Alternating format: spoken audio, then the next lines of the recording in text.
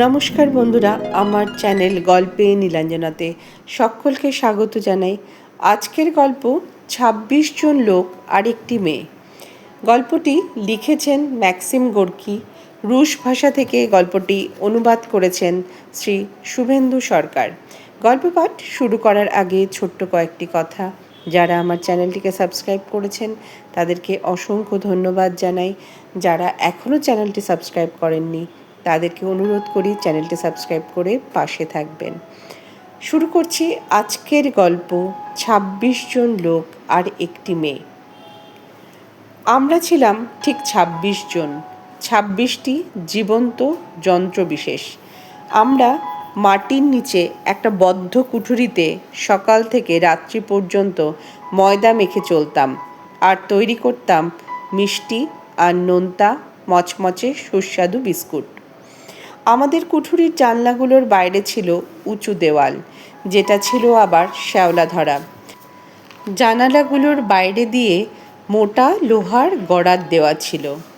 সূর্যের এতটুকু কিরণও কুঠুরির ভেতরে ঢুকতে পারত না, কারণ আমাদের মালিক জানলাগুলো এমনভাবে আটকে দিয়েছিল যাতে আমরা কোনো ভিখারিকে বা কাজ থেকে ছাঁটাই হয়ে যাওয়া আর এখন উপোস করে থাকা আমাদের কোনো বন্ধুকে কোনো রুটি না দিতে পারি। মালিক আমাদের ডাকত বদমায়েশের দল বলে, আর আমরা খাবারে মাংসের বদলে পেতাম ষাঁড়ের ছাতা ধরা পাকস্থলী। জীবন ছিল দম বন্ধ করা চাপাচাপির মধ্যে একটা নিচু ছাদওয়ালা পাথরের ঘরে। সেই নিচু ছাদও ছিল ঝুল আর মাকড়সার জালে ছেয়ে যাওয়া। জীবন ছিল কঠিন আর অসুস্থতায় ভরা।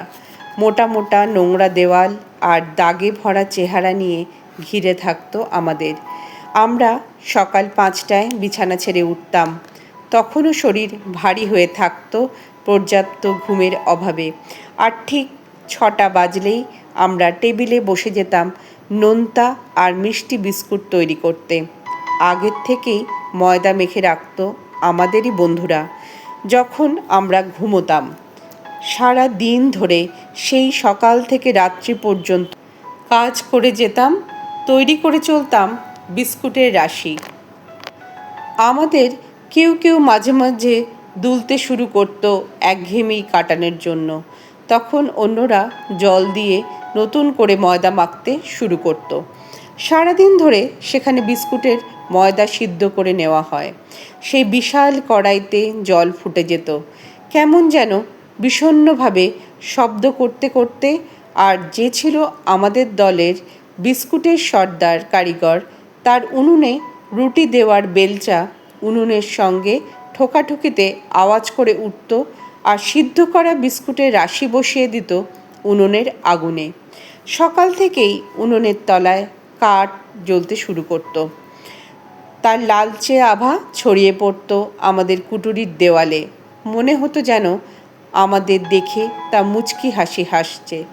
ওই বিশাল উনুনটা দেখে মনে হতো এক দশাশই দৈত্যের বিশাল মাথা মেঝে ফুঁড়ে উঠেছে। তার বিশাল হাঁ থেকে দৈত্যটা যেন আমাদের দিকে আগুন আর উত্তাপ উগরে দিচ্ছে। উনুনের বাতাস চলাচল করার দুটো গর্ত দিয়ে যেন আমাদের হাড় ভাঙা এই পরিশ্রম লক্ষ্য করে চলেছে। এই দুটো গর্ত ছিল ঠিক দুটো চোখের মতোই, দয়া মায়াহীন নির্বিকার এক দৈত্যের দুটো চোখের মতো। চোখ দুটো আমাদের দিকে এমনভাবে চেয়ে থাকতো যেন কেউ তার কৃতদাসের দিকে চেয়ে আছে, যাদের কাছ থেকে মানবিক কোনো কিছুই আশা করা যায় না। তাই তারা এক গভীর জ্ঞান নিয়ে চেয়ে রয়েছে নিম্ন স্তরের কিছু প্রাণীর দিকে। দিন আসে, দিন চলেও যায়। বাইরে থেকে পায়ে পায়ে আসা ধুলো আর ময়দার গুঁড়ো থেকে গরম হয়ে ওঠা মাটির নিচের কুঠুরিতে কেমন একটা গন্ধ বুকে চাপ ধরায়। আমরা ময়দা মাখি আর বিস্কুট তৈরি করে চলি। আমাদের ঘাম মিশে যায় খাবারে। আমরা কাজটাকে ঘৃণা করি। এক সুতীব্র ঘৃণা আমাদের মনটা ছেয়ে থাকে। নিজের হাতে আমরা যা তৈরি করি তা কখনো খেয়ে দেখি না। আমরা নিজেদের তৈরি বিস্কুটের চেয়ে পছন্দ করি কালো রাইয়ের তৈরি রুটি খেতে। একটা লম্বা টেবিলের দুদিকে বেঞ্চিতে বসে থাকি, প্রত্যেক দিকে নজন করে। আমাদের হাত আর তার আঙুলগুলো যন্ত্রের মতো কাজ করে চলে দীর্ঘ সময় ধরে। আমরা এই কাজে এতই অভ্যস্ত হয়ে গেছি যে কি কাজ করে চলেছি তা আর দেখতেও হয় না। আমরা একে অপরের সঙ্গে কাজ করতে করতে এতটাই অভ্যস্ত যে জেনে গেছি অন্যদের মুখের ভাব কোন সময় কীরকম হতে পারে। আমাদের কোনো বিষয়েই কথা বলার কিছু থাকে না, আমরা এতেই অভ্যস্ত। আমরা সারাক্ষণই চুপচাপ থাকি, যদি না গালিগালাজ করি, কারণ প্রত্যেকেই গালিগালাজ করার কোনো না কোনো কারণ থাকে, বিশেষত তার কোনো বন্ধুকে। কিন্তু আমরা সচরাচর নিজেদের মধ্যে গালাগালি করি না, কারণ কোনো অর্ধমৃত মানুষকে কি গালাগালি দেওয়া যায়? সে যদি একটা পাথরের মূর্তির মতো হয়ে ওঠে, যদি তার হাড় ভাঙা পরিশ্রম তাকে অনুভূতিহীন এক যন্ত্রে পরিণত করে, তবে তাকে গালাগালি দিয়ে কী লাভ? নিঃশব্দ সত্যিই ভয়ের, এবং তাদের কাছে বেদনাদায়ক যারা তাদের সব কথা বলে ফেলেছে, কিন্তু যাদের এখনও অনেক কিছু বলার বাকি আছে, তাদের কাছে এই নিঃশব্দ সরল ও সহজ। কখনো আমরা গান গাই, আমরা এইভাবে গান শুরু করি কাজ করতে করতে। হঠাৎ কেউ হয়তো একটা দীর্ঘ নিঃশ্বাস ফেলল, একটা বিষণ্ণ ঘোড়ার মতো, আর নিচু স্বরে গাইতে শুরু করলো দীর্ঘ একটা গান। যে ধরনের গানে প্রতিফলিত হতে থাকে গায়কের হৃদয়ে জমে ওঠা ব্যথার ভার। একজন গান গাইতে থাকে আর বাকি আমরা কজন চুপ করে শুনে চলি গান। সেই বিষণ্ণতা আর একাকিত্বের অনুভূতিতে ভরা গান ক্রমশ মিলিয়ে যেতে থাকে সেই নিষ্ঠুর মাটির নিচের ঘরের ছাদে। গান শুনতে শুনতে মনে হয় যেন এক শরতের আর্দ্র রাত্রিতে আগুন জ্বালানো হয়েছে আর তার শিখা ছড়িয়ে পড়েছে অন্ধকারে। যখন আকাশ এক ধূসর রঙের সীসার চাদরের মতো ঢেকে রেখেছে আমাদের মাথার উপরের দিক, এই সময় আরেকজন গায়ক প্রথম গায়কের সঙ্গে গলা মেলায়। দুটো স্বর যেন ভাসতে থাকে খুবই সন্তর্পণে আর কোমলতায় সম্পৃক্ত হয়ে।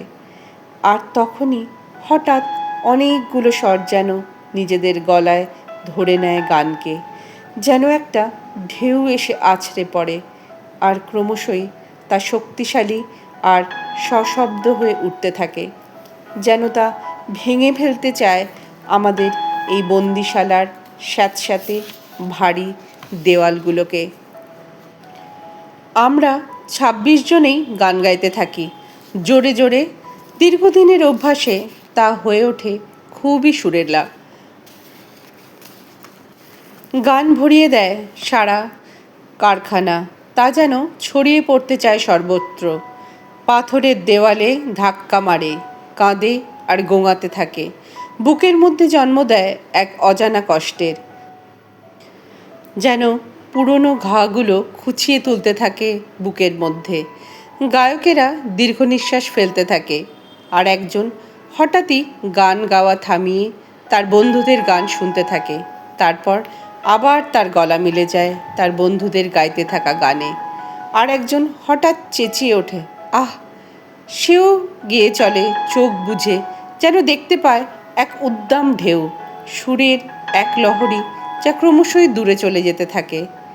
সে দেখতে পায় এক প্রশস্ত পথ, মাথার উপরে এক উজ্জ্বল সূর্য, আর সে যেন হেঁটে চলেছে সেই পথ ধরে। উনুনের আগুন তখনও জ্বলতে থাকে, রুটিওয়ালার বেলচা তখনও উনুনে ঘষা খেয়ে আওয়াজ তোলে, তখনও কড়াইতে জল ফুটে চলে, বুদবুদ তোলে। আগুনের শিখা তখনও দেওয়ালে প্রতিফলন ঘটায়, যেন তা হাসতে থাকে নীরবে, আর আমরা গেয়ে চলি। যদিও গানের শব্দ আমাদের নিজস্ব নয়, আমাদের ভিতরে যে ভোঁতা যন্ত্রণার অংশ, সূর্যের কিরণ থেকে বঞ্চিত হওয়ার যে বেদনা, কৃতদাসের যে ব্যথা, সব কিছুই রূপ পায় গানে। এইভাবে আমরা বেঁচে থাকি ২৬ জন লোক।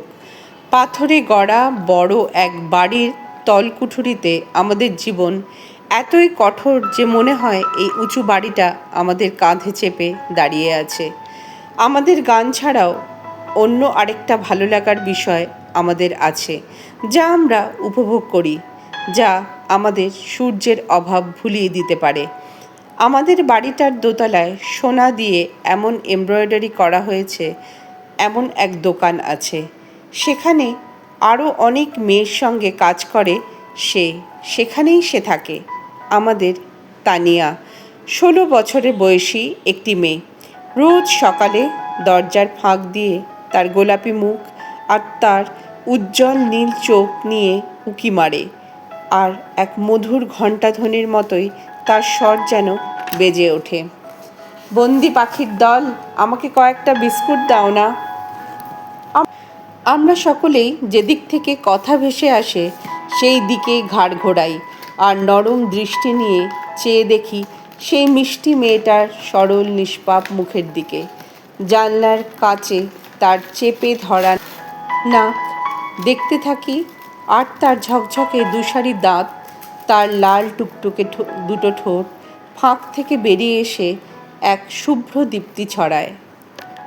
আমরা দৌড়ে যেতাম তাকে দরজা খুলে দিতে, একে অপরের সঙ্গে ঠেলাঠেলি করতে করতে, আর সে দাঁড়িয়ে থাকতো বিজয়িনীর ভঙ্গিতে, ঠিক যেন এক ঝলক রোদ্দুরের মতো। তানিয়া তার অ্যাপ্রন উঁচু করে ধরে মাথাটা সামান্য হেলিয়ে দাঁড়িয়ে থাকতো। তার মুখ ঝলমল করতো হাসিতে।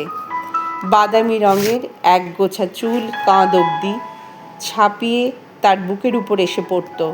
আমরা কয়েকজন অজ্ঞ মূর্খ কুৎসিত মানুষ তার দিকে চেয়ে থাকতাম। ঘরের চৌকাঠ মাটির থেকে ৪ ধাপ উঁচুতে ছিল, সেটাও যেন তাকে স্বাগত জানাতে মাথা তুলে থাকত। আমরা বিশেষ কিছু শব্দে তাকে সুপ্রভাত জানাতাম, যেন তার জন্যই তৈরি হয়েছিল সে শব্দ। যখন আমরা তার সঙ্গে কথা বলতাম আমাদের গলার স্বর অনেক নরম হয়ে যেত, আমাদের রসিকতাও যেন অনেকটা লঘু হয়ে পড়ত। তার জন্য আমরা যাই করতাম সবই যেন একটা বিশেষ কিছু হয়ে উঠত। রুটির প্রধান কারিগরের হাতে যে মচমচে বিস্কুটগুলো সবচেয়ে ভালো হতো, আমরা সেটাই তানিয়ার অ্যাপ্রনে ঢেলে দিতাম। দেখো, মালিক যেন তোমাদের ধরে না ফেলে। আমরা তানিয়াকে সাবধান করে দিতাম। সে দুষ্টুমিতে ভরা হাসি হেসে আনন্দে চিৎকার করে উঠত, বিদায় বন্দি পাখির দল। এই কথা বলেই সে ছোট্ট ইঁদুরছানার মতো দ্রুত সরে পড়ত। এই ছিল ব্যাপার। সে চলে যাওয়ার অনেকক্ষণ পরেও আমরা তার কথাই বলতাম। আমরা সেই সব কথাই বলে যেতাম যে কথা আমরা গতকাল বা তার আগেও অনেকবার বলেছি। একটা মানুষ যখন বেঁচে থাকে কিন্তু তার চারিদিকে কোনো কিছুই পাল্টায় না, সেটা তার পক্ষে বড়ই কষ্টকর। যদি তবুও তার আত্মার মৃত্যু না ঘটে, তবে তার জীবন যতই দীর্ঘ হয় তার কষ্ট ততই বাড়তে থাকে। আমরা মাঝে মাঝে মেয়েদের সম্পর্কে এমন সব কথা আলোচনা করতাম যাতে আমরা নিজেরাই সেই সব অসভ্য কথায় বিরক্ত হয়ে উঠতাম। এটা খুব একটা আশ্চর্যের বিষয় ছিল না, কারণ আমরা যেসব মেয়েদের চিনতাম তাদের সম্বন্ধে এর থেকে ভালো কথা বলা যায় না। কিন্তু তানিয়ার সম্পর্কে আমরা কেউ কখনো কোনো বাজে কথা বলিনি। আমাদের কেউ তাকে কখনো স্পর্শ করেনি। আমাদের কোনো বাজে ঠাট্টা তাকে কখনো বিব্রত করে তোলেনি। হয়তো এটার কারণ এই যে সে আমাদের সঙ্গে কখনো বেশি সময় কাটায়নি। সে আকাশ থেকে খসে পড়া তারার মতোই আমাদের চোখে হঠাৎ দেখা দিয়ে আবার দ্রুত মিলিয়ে গেছে। কিংবা হয়তো সে খুবই সুন্দর আর ছোট ছিল বলে, কারণ যে কোনো সৌন্দর্যই শ্রদ্ধার উদ্রেক করে, এমনকি অত্যন্ত রূঢ়ভাষী লোকজনের কাছেও তা শ্রদ্ধা পায়। যদিও হাড় ভাঙা পরিশ্রম আমাদের ভারবাহী জন্তুতে পরিণত করেছিল, তবুও আমরাও তো মানুষই ছিলাম। প্রত্যেক মানুষেরই এমন কোনো বস্তুর প্রয়োজন হয় যাকে সে শ্রদ্ধা করতে পারে। আমাদের পরিচিত সব কিছুর থেকেই সে ছিল অনেক উন্নত, আর আমাদের মতো এত অবহেলিত লোকজনকে কেউ এত মনোযোগ দেয়নি। যদিও এই ছোট্ট কুঠুরিতে আমরা অনেকেই থাকতাম, আর সম্ভবত এটাই প্রধান কারণ ছিল যে আমরা বিস্কুট তার হাতে তুলে দিয়ে যে ধন্যবাদ পেতাম, তাতেই আমাদের মন প্রাণ ভরে যেত। তার হাতে বিস্কুট তুলে দেওয়াকে আমরা এক ধরনের অবশ্য পালনীয় ধর্মীয় আচরণের পর্যায়ে উন্নত করেছিলাম, যেন তা দেবীর প্রতি আমাদের উৎসর্গ হয়ে দাঁড়িয়েছিল। এই ঘটনাই তাকে ক্রমশ আমাদের আরও প্রিয় করে তুলেছিল। তানিয়ার হাতে বিস্কুট তুলে দেওয়ার পাশাপাশি আমরা তাকে কিছু উপদেশও দিতাম। সে যেন গরম জামাকাপড় ঠিকঠাক পরে, উপরে ওঠার সময় যেন খুব দৌড়ে না ওঠে, একসঙ্গে যেন অনেকটা জ্বালানির কাঠ না বয়ে নিয়ে যায়। সে হাসি হাসি মুখ করে আমাদের সব উপদেশ শুনত, তারপর হেসে উঠত, কিন্তু আমাদের কোনো কথাই সে রাখত না। তাতেও তার উপর আমাদের কোনো রাগ হতো না। আমরা তার প্রতি আমাদের ভালোবাসা তাকে জানাতে পারতাম বলে খুশি থাকতাম। প্রায়ই তানিয়া আমাদের তার জন্য কিছু না কিছু করার অনুরোধ জানাতো। যেমন সে মাঝে মাঝে আমাদের জ্বালানির কাঠ কেটে দিতে বলতো, আর আমরাও আনন্দের সঙ্গে তার জন্য কিছু করতে পারছি এই ভেবেই এক অদ্ভুত গর্বের সঙ্গে সে যা বলতো তাই করে দিতাম। কিন্তু আমাদের কোনো একজন যখন তানিয়াকে তার একমাত্র জামাটা ইস্ত্রি করে দিতে বলতো, তখন তানিয়া নাক কুঁচকে বলে উঠত, ওরে বাবা, ওটা আমার দ্বারা হবে না। যে তানিয়াকে এই কাজটা করতে বলেছিল তাকেই আমরা বিদ্রূপ করতাম। সে আর কোনোদিনও তানিয়াকে কোনো কাজ করতে অনুরোধ করতো না। আসলে আমরা তাকে ভালোবাসতাম, এই ছিল ব্যাপার। একজন মানুষ সর্বদাই কাউকে ভালোবাসতে চায়। হয়তো তার মূল্য পাবে না, কখনো হয়তো সে অপমানিত হবে, আবার কখনো তার ভালোবাসা তার মতো আরেকজন প্রেমিককে যন্ত্রণা দেবে। আসলে ভালোবাসা সবসময় হয়তো ভালোবাসার বস্তুকে সম্মান করতে শেখায় না। আমরা তানিয়াকে ভালোবাসতে বাধ্য ছিলাম, কারণ সে ছাড়া সেখানে এমন কেউ ছিল না যাকে আমরা ভালোবাসতে পারি। মাঝে মাঝে আমাদের মধ্যে কেউ একজন এই ধরনের তর্ক শুরু করত, ওকে নিয়ে এত মাতামাতি করার কি আছে, ওর মধ্যে আছেটা কি?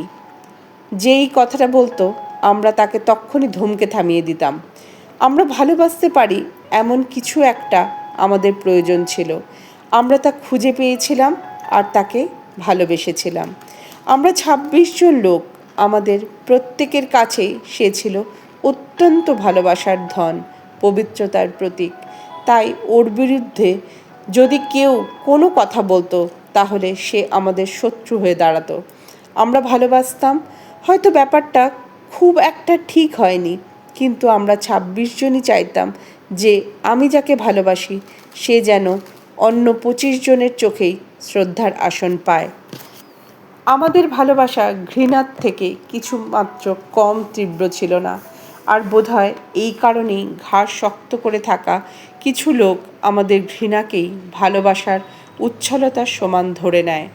কিন্তু তারা কি বোঝে না যে ভালোবাসা আর ঘৃণা দুটোরই তীব্রতা কি ভয়ানক? এই খাস্তা বিস্কুট তৈরির কারখানা ছাড়াও আমাদের মালিকের মিষ্টি রুটির আরও একটা কারখানা ছিল।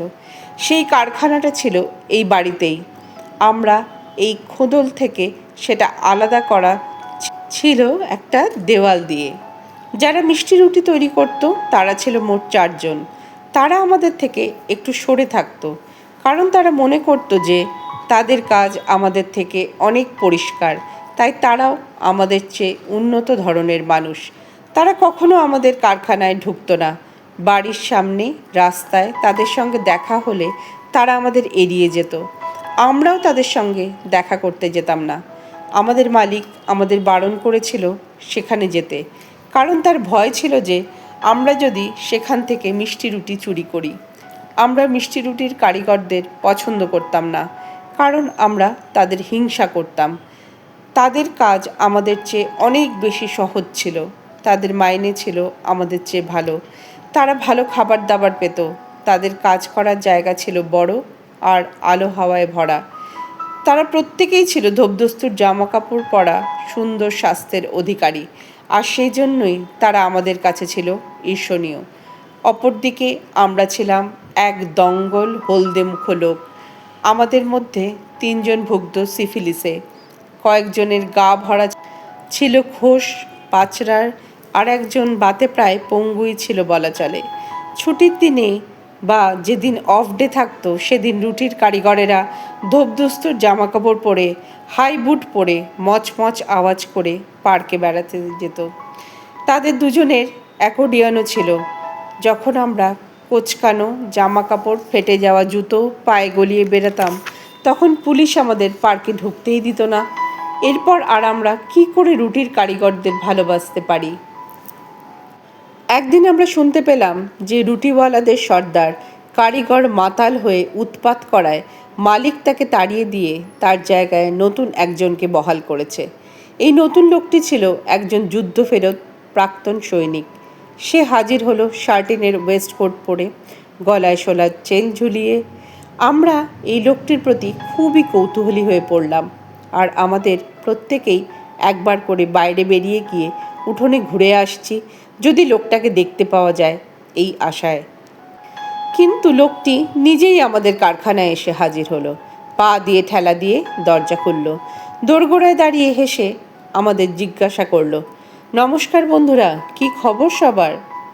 সৈনিক দেখতে খুবই সুন্দর ছিল, লম্বা, বলিষ্ঠ, টান টান ত্বক আর হালকা রঙের চোখ তাকে একটা আলাদা সৌন্দর্য দান করেছিল। সুন্দর পরিষ্কার এক চাউনি, মাথায় পরা ছিল একটা শক্ত টুপি, গায়ে ছিল দুধ সাদা অ্যাপ্রন, পায়ে একজোড়া হাল ফ্যাশনের চকচকে জুতো। আমাদের সর্দার তাকে নম্রভাবে দরজাটা বন্ধ করে দিতে বললেন। খুব ধীরে সুস্থে তাই করে মালিক সম্পর্কে আমাদের প্রশ্ন করতে শুরু করলো। আমরা প্রত্যেকেই হুড়োহুড়ি করে বলতে শুরু করলাম যে আমাদের মালিক একজন শয়তান, কঞ্জুস, বদমাইশ আর অত্যাচারী লোক। আমরা আমাদের মালিক সম্পর্কে তাকে যা যা বললাম তা ছাপার অক্ষরে লেখা সম্ভব নয়। সৈনিক গোফে মোচড় দিতে দিতে তার সেই সোজা দৃষ্টি দিয়ে আমাদের কথা শুনতে লাগলো। হঠাৎ সে বলে উঠল, তোমাদের এখানে অনেক মেয়ে আছে। আমরা কেউ কেউ তার কথা শুনে মুচকি হাসলাম, কেউ কেউ জিভ চাটল, আবার কেউ সৈনিককে জানিয়ে দিল যে এখানে 9 জন মেয়ে আছে। কি করেছ? সৈনিক এক সবজান্তা ভাব করে চোখ কুঁচকে হাসল। আবার আমরা হেসে উঠলাম, কিছুটা অস্বস্তির হাসি। আমাদের কেউ কেউ সৈনিককে বোঝাতে চাইল যে তারাও অনেক সৈনিকের মতোই ফুর্তিবাজ লোক, কিন্তু তারা কিছুই করতে পারেনি। আমাদের কেউই তা করে উঠতে পারেনি। অনেকে তখন স্বীকার করলো তাদের অক্ষমতা, বলে ফেলল, আমরা কি করে? তোমরা ঠিক পারো না। সৈনিক আমাদের মেপে নিয়ে বুঝদার লোকের মতো বলল, তোমরা ঠিক যাকে বলে উপযুক্ত নও। আসলে কি, দেখা ব্যাপারটাই অনেক কিছু। আসলে মেয়েরা চায় একটা ছেলের মধ্যে দর্শনধারী ব্যাপারটা। মেয়েরা একটা ভালো শরীর পাক, সব কিছু তখন ঠিকঠাক। তারা শরীরের পেশিকেও দেখতে পায়। এরকম একটা হাত দেখো দেখো। সৈনিক তার ডান হাত পকেট থেকে বের করে জামার হাতাটা কুনুই অবধি গুটিয়ে তুলল, যাতে আমরা ভালো করে তা দেখতে পাই। তার দৃঢ় ধবল বাহু, আর তাতে একগুচ্ছ সোনালি রোম। পা, ছাতি সব কিছুই বলিষ্ঠ হওয়া প্রয়োজন। আর একজন পুরুষের জামা কাপড় ঠিকঠাক হওয়া উচিত, এই আমার মতো। তাই তো মেয়েরা কেবলই আমার প্রেমে পড়ে যায়। দেখো, কিন্তু আমি তাদের কাউকে ডাকি না বা প্রলোভন দেখাই না, কিন্তু আমার গলায় সবসময় গোটা 5 মেয়ে প্রায় ঝুলতে থাকে বলা চলে। সে একটা ময়দার বস্তার উপর বসে পড়ল আর আমাদের সঙ্গে অনেকটা সময় কাটালো। সৈনিক বলে চলল কিভাবে মেয়েরা তাকে ভালোবেসেছে এবং সে কীরকম কড়া ব্যবহার করেছে তাদের সঙ্গে। তারপর সে উঠে পড়ল, দরজাটা শব্দ করে ভেজিয়ে দিয়ে সে চলে গেল। আর আমরা বহুক্ষণ ধরে তাকে আর তার গল্পগুলো গভীরভাবে চিন্তাভাবনা করে চললাম। তারপরে আমরা প্রায় সবাই একসঙ্গে কথা বলে উঠলাম যার থেকে বুঝতে পারলাম যে আমরা প্রত্যেকেই তাকে পছন্দ করেছি। এত সরল সাদাসিধে মানুষ, যেরকমভাবে এলো, বসলো আর গল্প করে চলে গেল। এর আগে আমাদের কেউ দেখতে আসেনি, কেউ আমাদের সঙ্গে এত কথা বলেনি, এত বন্ধুর মতো ব্যবহার। আমরা তাকে নিয়ে আর মেয়েদের বিষয়ে, তার ভবিষ্যতের সাফল্য নিয়ে আলোচনা করতে লাগলাম। যে মেয়েরা উঠানে আমাদের দেখে ঠোঁট কুঁচকেছে, নাক সিটকেছে, আর নয়তো আমাদের দিকে এমনভাবে তাকিয়েছে যেন আমরা আদপে সেখানে নেই, আমরা মনে মনে তাদেরই ভক্ত ছিলাম। তারা যখন আমাদের জানলার পাশ দিয়ে চলে যেত, শীতকালে মাথায় সুন্দর ছোট্ট টুপি পরে আর গায়ে ফাড়ের কোট চাপিয়ে, আর গরমকালে যখন তাদের মাথায় ফুলতোলা টুপি আর গায়ে সুন্দর পোশাক থাকতো, আমরা তাদের কথাই আলোচনা করতাম। কিন্তু তারা যদি আমাদের কথা শুনতে পেত, তাহলে তারা লজ্জায় আর অপমানে হয়তো পাগলই হয়ে যেত। আমার মনে হয় ও আমাদের ছোট্ট তানিয়াকে নষ্ট করতে পারবে না। আমাদের সর্দার খুবই উদ্বেগের সঙ্গে এই কথাগুলো বলে উঠল। আমরা ওর এই কথায় সকলে নির্বাক হয়ে গেলাম। আমরা তানিয়াকে এতক্ষণ ভুলেই ছিলাম। সৈনিক যেন তার বিশাল সুন্দর চেহারা দিয়ে আমাদের তানিয়ার অস্তিত্বকে ভুলিয়ে দিয়েছিল। এরপরই শুরু হয়ে গেল তর্ক বিতর্ক। কেউ বলল তানিয়া এইসব কিছুতেই সহ্য করবে না, কেউ আবার বলল যে সৈনিকের এই মোহিনী শক্তিকে তানিয়া কিছুতেই অস্বীকার করতে সক্ষম হবে না। অনেকে আবার মেরে সৈনিকের হাড় ভেঙে দেওয়ার পক্ষপাতী ছিল, যদি সৈনিক তানিয়াকে তার ভালোবাসা ব্যক্ত করতে যায়। অবশেষে সবাই মিলে ঠিক করা হলো যে প্রত্যেকে সৈনিকের দিকে কড়া নজর রাখবে, আর তানিয়াকে বলে দেওয়া হবে সৈনিকের থেকে সতর্ক থাকতে। এইভাবে তখনকার মতো তর্কের সমাপ্তি ঘটল। এতক্ষণ শুনছিলেন গল্প ২৬ জন লোক আরেকটি মেয়ে। গল্পটি আমি দুটো ভাগে পাঠ করব। আজকে শোনালাম প্রথম অংশ। এতক্ষণ সঙ্গে থাকার জন্য অসংখ্য ধন্যবাদ। আপনারা সকলে খুব ভালো থাকবেন। আপনারা আপনাদের মতামত জানাবেন। আপনাদের মতামত আমাকে অনেকটা উৎসাহিত করে। সকলকে অসংখ্য ধন্যবাদ।